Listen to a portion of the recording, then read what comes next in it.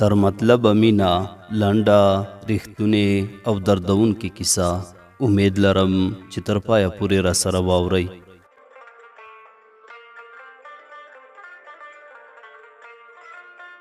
ذات لس کلنه جنۍ وم، تازه ځوانه او د ژوند له شور او شوقه ډکه، یوه نوې ځوانه چې زړه یې له عاشقانه خوبونو ډک و.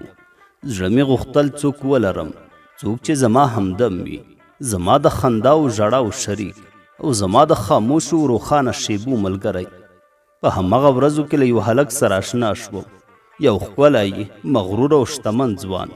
له همغه لومړي نظره یو عجیب جاذبه درلوده، داسې ښکارېده چې ځمکه او زمان زما لپاره درېدلې وي. زموږ اړیکه پیل شوه، د شپې ټلیفونونه، خواږه پیغامونه او کله ناکله په هوټلونو کې لیدنې، د زیړو څراغونو لاندې او د خاموشو مسکاګانو په تودوخه کې. بې اختیاره مې ورسره مینه پیدا شوه. هغه زما ټوله دنیا شو. پوهنتون نور زما لپاره هیڅ مفهوم نه درلود، نه استاد، نه ټولګی، نه همصنفي. یوازې هغه و، یوازې د هغه غږ، یوازې د هغه نظر. په پوهنتون کې په زده کړه پیل کولو سره هغه پولې چې زما او د بهرنۍ نړۍ ترمنځ وې ورو ورو له منځه لاړې. نور اړتیا نه وه چې د هر ګام لپاره له مور اجازه واخلم.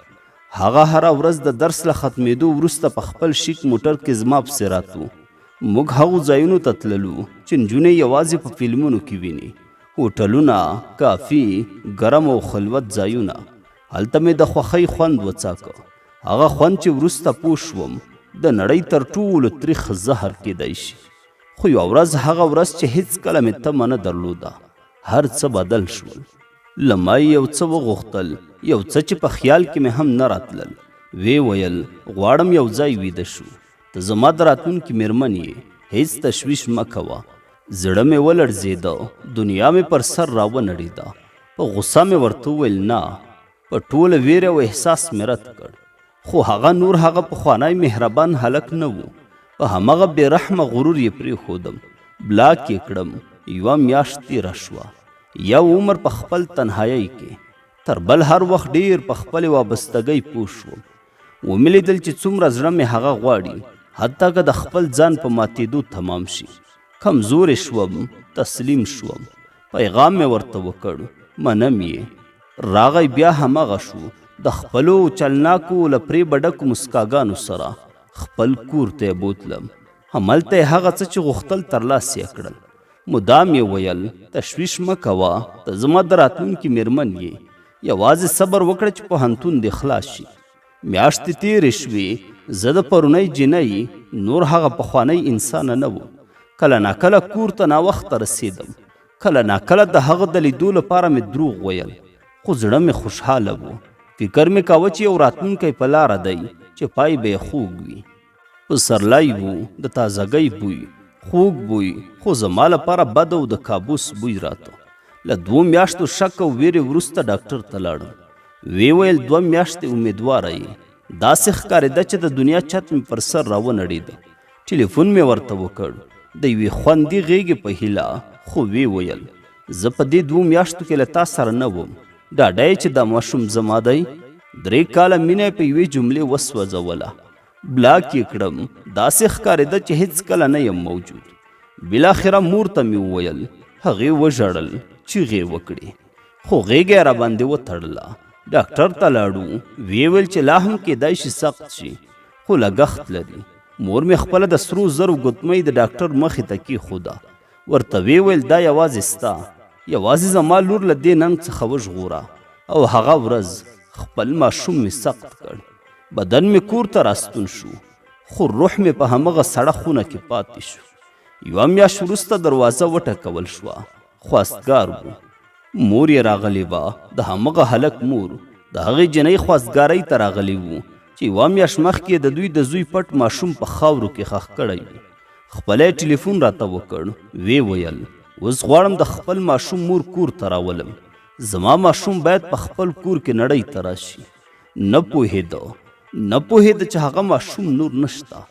چوپ شوم، ومې نه ویل. او د واده ورځ راورسېده.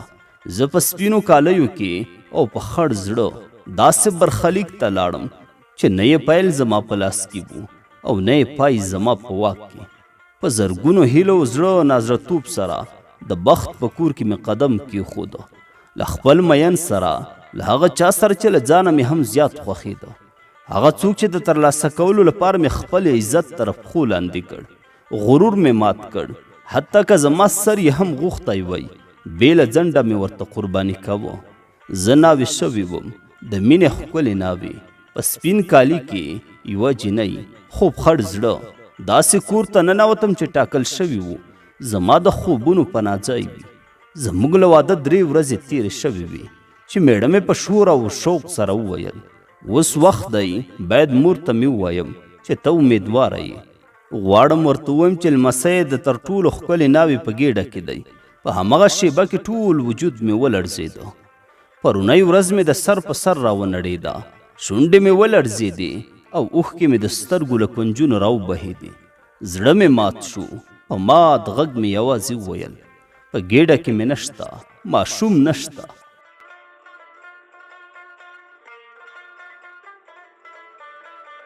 په تعجب یې راته وکتل. ویې ویل ټوکې کوې؟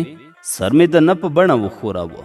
کله چې تا زه په خیانت تورنه کړم، کله چې دې بلاک کړم، پرېږدې ښودم، بله لار مې نه درلوده.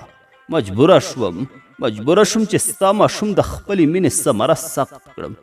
چوپتیا یوازې د هغه ساه اخیستل مې اورېدل. شاته لاړ، په دیوال یې تکیه وکړه.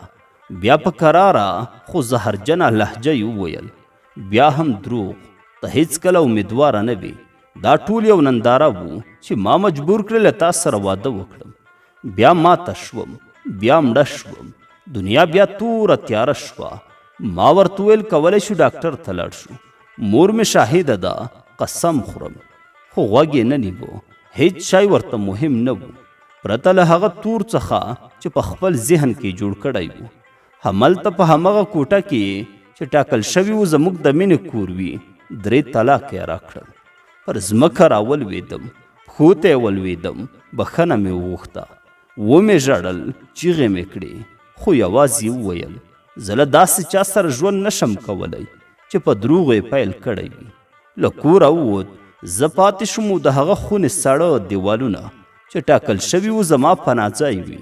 1 اونۍ تېره شوه، نه مې له چا سره خبرې وکړې، نه حتی د ژړا لپاره اوښکې پاتې نه وې. یوازې چوپتیا وه لکه یو بېغږه مړی. له 1 اونۍ وروسته نیمه شپه به راستنېده، بې له خبرو پر فرش به ویده کېده. نور یې حتی راته کتل هم نه. 1 اونۍ وروسته له خپلې مور سره اړیکه ونیوله.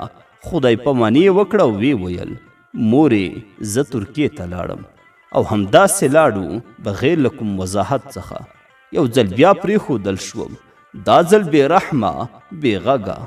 ټولو ویل چې د خپل راتلونکي لپاره تللی. ویل یې کله چې ځای پر ځای شو تا هم له ځان سره وړي. پلار یې، مور یې، کورنۍ یې ټولو درناوی مې کاوه. زه هم زړه مې په همدې خبرو خوشحاله کړی و. 6 میاشتې په ترکیه کې پاتې شو. له هغه وروسته انګلستان ته 1 کال تیر شو. زه لا هم د هغه په یاد ساه اخلم. نه مې مور ته څه وویل، نه کورنۍ ته. یوازې منتظره پاتې شوم. له 1 کال وروسته یې ټلیفون راوکړ. د موبایل صفحه چې روښانه شوه زړه مې بیا په ټوپونو شو. له ډېرو خوشحالۍ نه مې وژړل. غږ مې د محبوب غږ و، خو بې احساسه. وی ویل ولې لا هم په هغه کور کې؟ ولې دې ونه ویل چې طلاق دې اخیستی؟ ولې لا هم فکر کوي چې ممکنه درستون شم؟ او بیا تور. ومې ویل مینه در سره لرم، له تا پرته ساه نشم اخیستی. خو وی ویل تا تمثیل کاوه، زه دې غلط کړم، زما ژوند دې را تباه کړ. 3 طلاقه مې درکړي، ټول سره زر، کالي، هر څه چې لري ویخله او د مور کور ته دې لاړه شه. غواړم په دې 2 ورځو کې حقیقت پلار او مور ته مې ووایم او اړیکه یې پرې کړه. داسې ښکارېده چې ټول ژوند مې د ټلیفون په همغه بېغږه غږ سره مړ شو.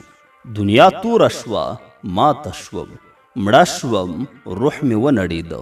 د مور پښو ته یې لاړم، ومې ژړل، هر څه مې وویل. د اشنایۍ له ورځې تر هغې شېبې چې ماشوم مې په چوپتیا او وینه کې له لاسه ورکړ. مور یې وژړل او ویې ویل ولې دې مخکې ونه ویل؟ ما به در سره مرسته کړې وی. له زوی سره اړیکه ونیوله، زما په دفاع کې جنګ ورسره وکړ، خو هغه وویل ټول دروغ و. له اوله تر اخره ټوله دوکه وه. لارې هم مداخله وکړه خو بې ګټې وه. هغه خپله پرېکړه کړې وه. 6 نورې میاشتې هم په هغه کور کې پاتې شوم، خو له 2 کلونو ګډ ژوند وروسته له خاطرو ډک بکس او مات زړه سره د مور کور ته راستنه شوم. د مور غېږه مې د نړۍ یوازینی پناه ځای و. لومړنی او وروستی کس چې تل یې غېږ کې نیولی یم. 7 کاله تیر شول. زه یوه کونډه ښځه، ځوانه، خو د یوې ناکامې مینې په لمبو کې سوځېدلې. یوازې د نړۍ له سترګو لرې د یوې خونې په کونج کې ساه اخلم. نه ژوند کوم نه مړه کېږم، یوازې یم په دې هیله چې سبا لپاره. هغه واده وکړ، 2 لوڼې لري، ژوند یې رنګین دی، غږ لري، مسکا لري. خو زه یوازې د خپل مرګ منتظره یم. 7 کاله تیر شول، نه څوک راغلل، نه مې چا پوښتنه وکړه. زه پاتې شم او د دې خونې ساړه دیوالونه، یوه وړه تیاره خونه چې اوس د چوپتیا بوی ورکوي.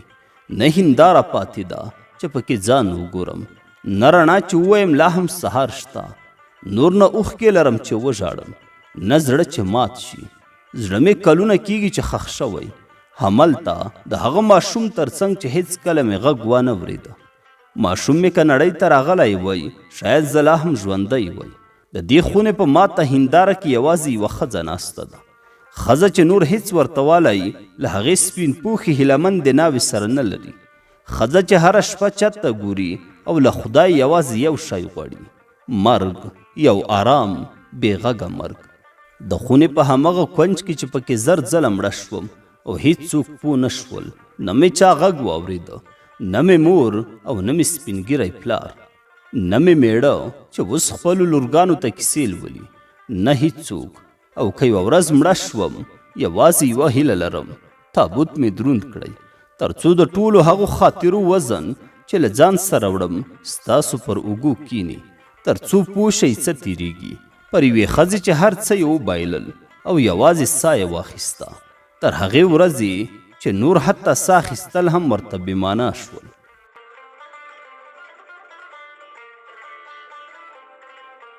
د زړګي زور مې پاتې نه ده، د زړګي زور مې پاتې نه ده، یاره کیسې دې لنډوه ستړې دې کړمه. زما له څنګه دې جدا وي، زما له څنګه دې جدا وي، خو په لالي دې دنیاګۍ آبادوي نه. لالیه څه ګټه دې وکړه، لالیه څه ګټه دې وکړه، د لښکر مخکې مخکې تلې کونډه دې کړمه. ورکه لالیه چېرته ورک یې، ورکه لالیه چېرته ورک یې، اختر نږدې دی ستا درک نشته مینه. جانانه لوی اختر ته راشه، جانانه لوی اختر ته راشه، ما په وړوکي اختر ډېر ژړلی دینه.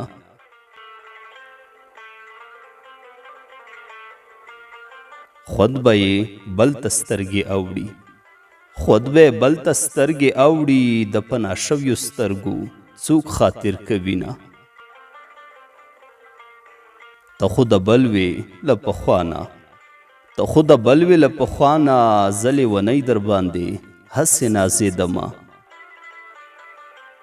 دوکه دې وکړه ځان دې خلاص کړو، دوکه دې وکړه ځان دې خلاص کړو، زه دې د ژوند په لار یوازې پرېښودمه. خلک اته ځایه مین وي، خلک اته ځایه مین وي، زه په یوه یارۍ بدنام د کلي شومه. که چېرته کېږي بېرته راشه، که چېرته کېږي بېرته راشه، تللې لالیه ځمکه ځای نه راکوینه. په زړه د صبر تیږه کېږده، په زړه د صبر تیږه کېږده، هنده ونه یم چې به 2 یاران ساتمه.